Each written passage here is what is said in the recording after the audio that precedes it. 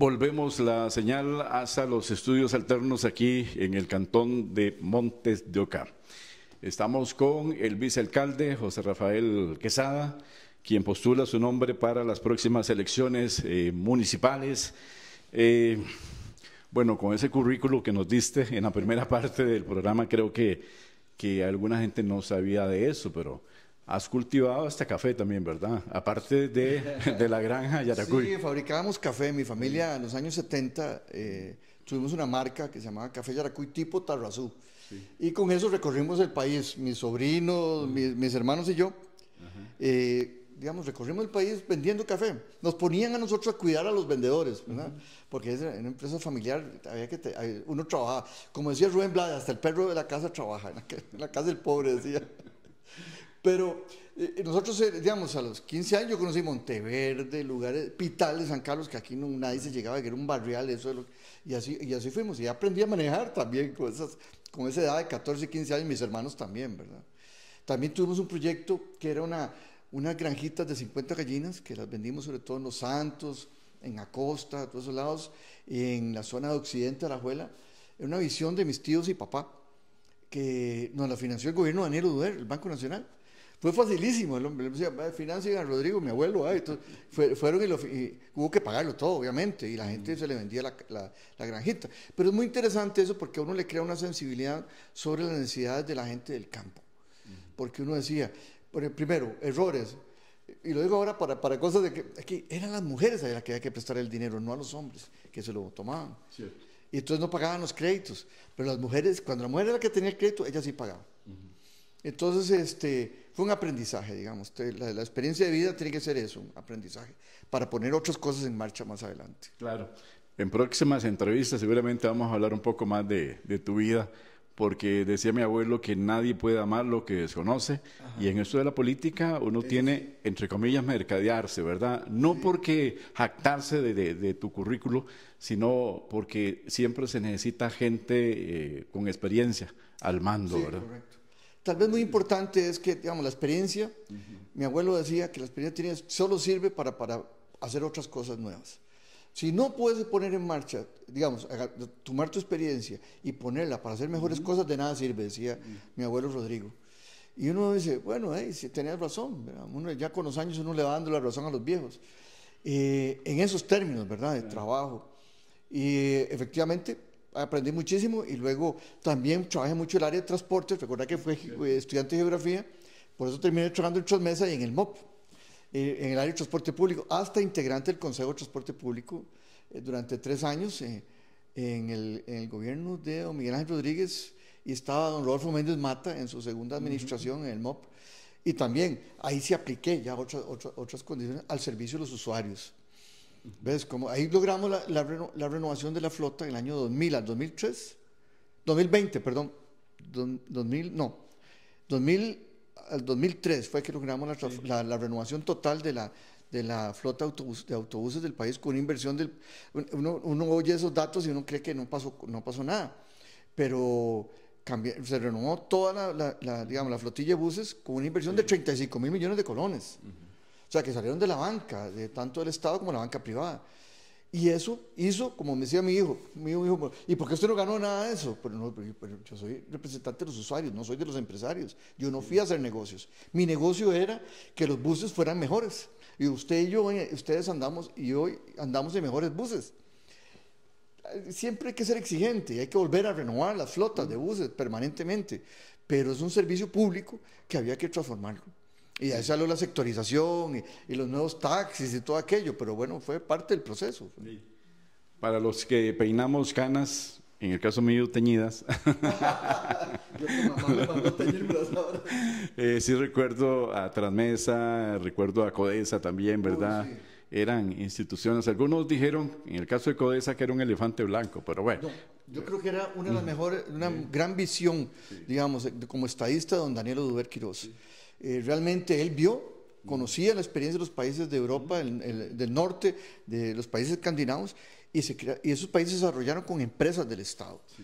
Y entonces Codesa lo que hacía era desarrollar empresas estatales, Fertica, Transmesa, de las que me acuerdo, y había como 20 y tantas empresas, y produjeron desarrollo. pero era el momento de lo que pasa a veces en la política. Aparecen los que se llevan lo ajeno, ¿verdad? Y se robaron lo ajeno, lo que era de todos nosotros, ¿verdad? De toda la población. Pero era un gran proyecto. Sí. Bueno, estamos corriendo con el tiempo porque sí quisiera irnos un poco a algunos retos del futuro que tiene el cantón de Montes de Oca. Bueno, yo espero, señor vicealcalde, que yo para ir, por ejemplo, a La Uruca, a dejar a mi hija todos los días allá al Colegio de Enfermería de Costa Rica, dure, como prometen, unos 10, 15 minutos. Pero en algún momento nos vamos a montar en esa circunvalación. Esperamos que un año. ¿Verdad? Que yo le llamo la transísmica, ¿verdad? En alusión a Panamá, que tiene buenos viaductos, ¿verdad? Sí, correcto. Sí. Bueno, hay mucha cosa que todavía depende, digamos, del Poder Ejecutivo. Sí. Cuando tengamos la ruta de circunvalación completa, realmente nos vamos a mover de un lado a otro de la ciudad en pocos minutos, hasta que se vuelva a atascar. Porque el transporte público y el transporte, la circulación vial tiene trampas. Sí. Usted hace carreteras más anchas y más grandes, más autos, y la gente compra más carros. Entonces sigue creciendo. La flotilla vehicular la que debería crecer es la de buses, pero nosotros insistimos en el auto como una forma de prestigio, de muchas otras cosas. Y realmente es cómodo, pero somos muchos, tenemos muchos carros. Entonces hay que irlo pensando. También digamos, con una ciudad más fluida, digamos, ya con la circunvalación, podemos ir avanzando en un mejoramiento constante del transporte público en el cantón, reduciendo la velocidad de la circulación y otros elementos a favor de los transeúntes, de los usuarios finales. La carretera está hecha por los carros, pero también para la gente.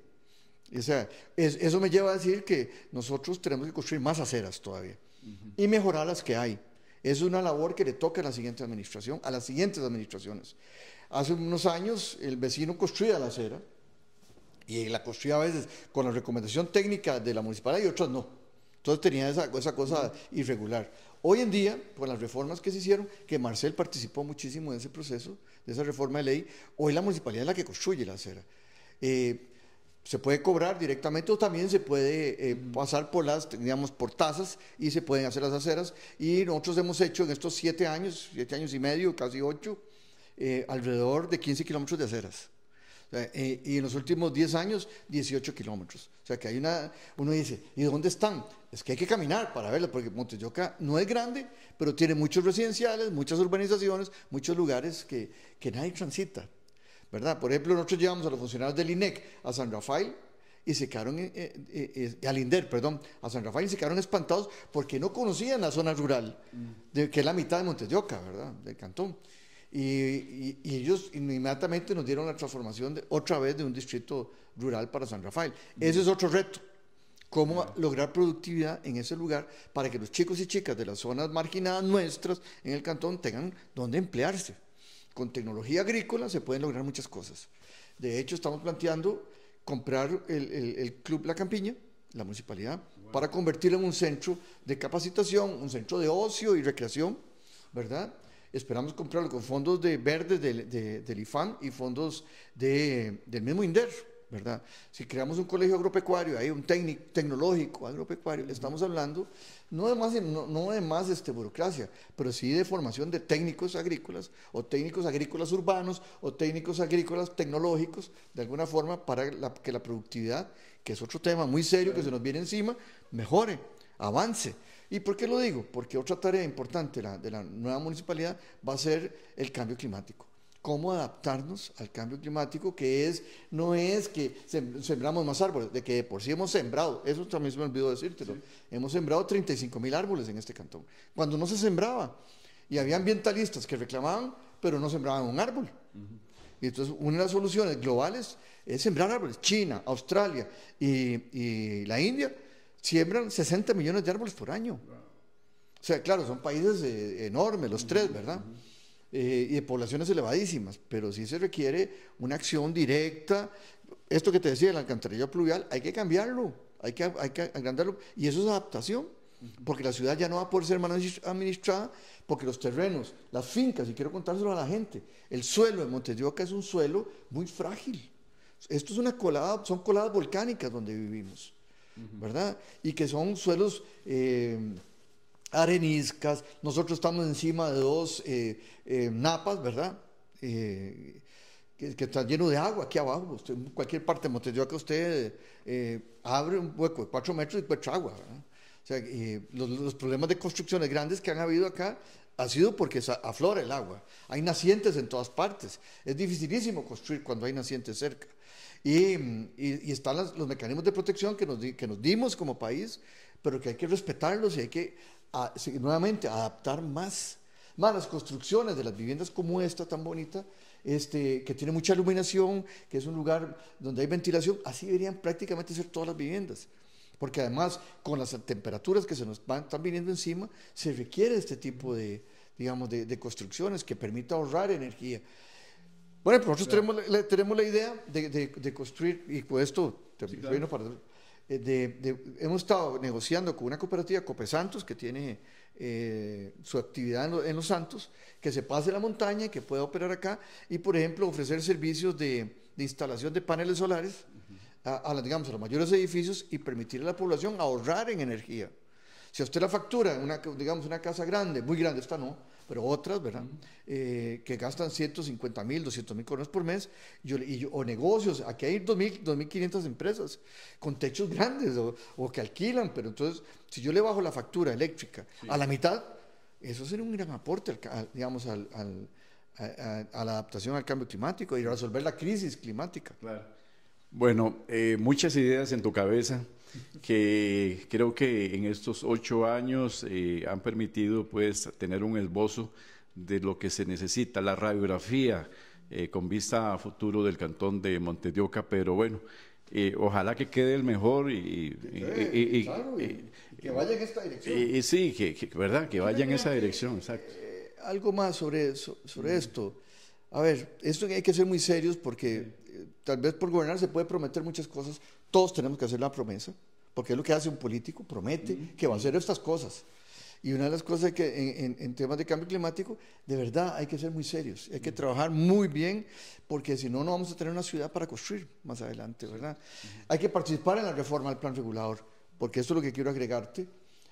La única manera de adaptarse al cambio climático y poder conservar, por ejemplo, el pulmón que tenemos ahí, el Parque del Este, esto de la campiña y bosque que tenemos arriba, es densificando la habitación o el uso del suelo en las partes ya intervenidas, como estas, que es San Pedro, Sabanilla y Mercedes, allá por la Paulina y todo aquello, digamos, porque hay que elevar las construcciones, porque ya no hay dónde construir.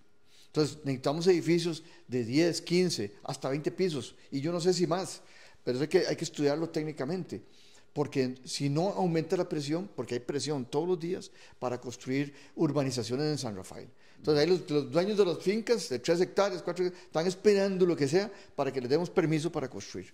O sea, está bien, a lo mejor en algunos lugares hay que hay permiso para construir un 10%, pero también que los usos del suelo, digamos, favorezcan el medio ambiente, allá el bosque, y aquí abajo se levanten para tener más bosque y más servicios alrededor de los edificios. Esas son las cosas que tienen que ocurrir. Y que haya más empresas en el cantón. Claro.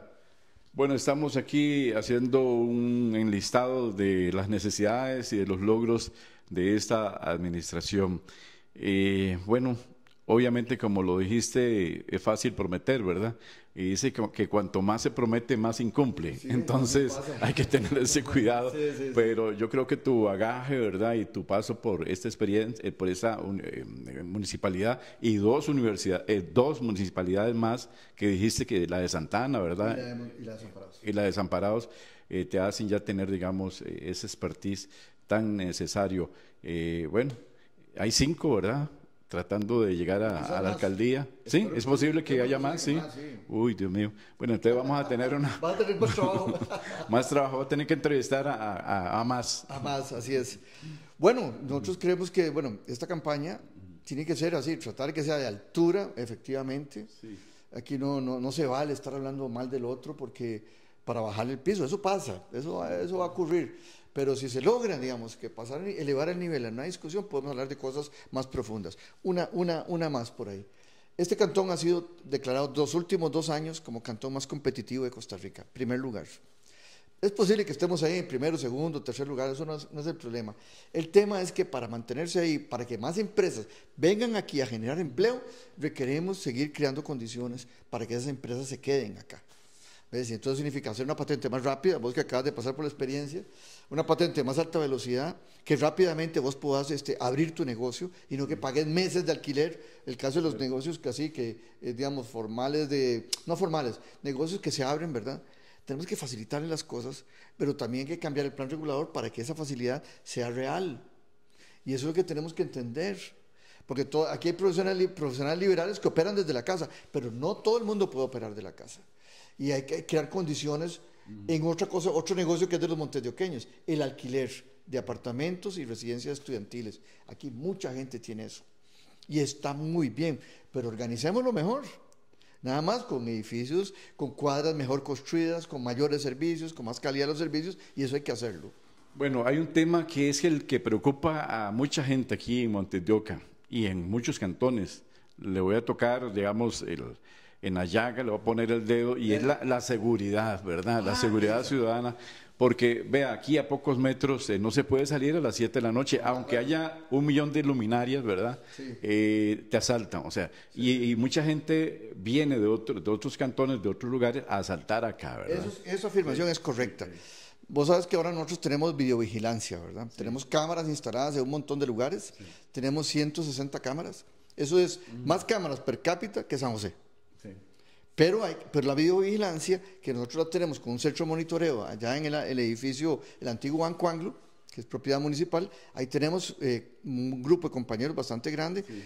Que son policías, que están vigilando las cámaras. Y tenemos un espejo en la fuerza pública, en la comandancia, donde ellos pueden ver lo mismo que estamos viendo nosotros, y ahora se va a hacer un sistema integrado con las demás municipalidades vecinas, Tibás, Moravia, Goicoechea, Montes de Oca, San José de una parte, Curriabad y La Unión, y Desamparados también. ¿Eso por qué? Nos va a servir, entonces ahora sí, podemos darle seguimiento. Nosotros hemos agarrado ladrones de carros, hemos agarrado bandas delincuenciales a través del uso de las cámaras, hemos rescatado carros robados, ¿ves? Porque nuestros videos sirven como prueba para identificar a los malhechores, como decíamos antes, ¿verdad? Y eso en seguridad es importante. Y luego hemos hecho un esfuerzo con la compañía de Fuerza de Luz para aumentar las luminarias. Y el último esfuerzo, que creo que es el que tenemos que seguir, que tiene que venir ahora, es el de producir una seguridad electrónica, como hizo San José, más o menos. Un sistema como ADT, pero propio, municipal, que nos permita financiar una policía municipal en forma racional, en forma técnica y en forma balanceada, ¿verdad? Porque hay que también a veces tener policías no es tan fácil, hay que requiere una cultura nueva y eso hay que trabajarlo. Pero sí nos va a dar la posibilidad de que el policía esté más cerca de la población, eso sí. Y eso es lo que viene. Claro. Hay otro tema que tiene que ver con el valor de la tierra aquí en Montes de Oca. Es un temazo, ¿verdad? Sí, sí. Vos te decía que podemos hacer 1 millón de entrevistas. Sí, sí, te va a tocar. Cuando yo llegué aquí hace 34 años más o menos, el metro estaba como en $100, imagínense.